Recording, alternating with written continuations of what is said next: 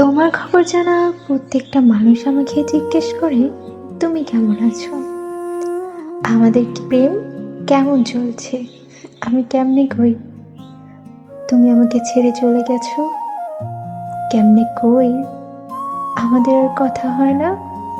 আমি দীর্ঘশ্বাস ফেলে বলি কি জানি ভালোই আছে বোধহয়। তারা অবাক হয়, আবার জিজ্ঞেস করে যোগাযোগ নেই। আসলেই এত ভালোবাসার পরেও আমি আবার দীর্ঘশ্বাস ফেলি।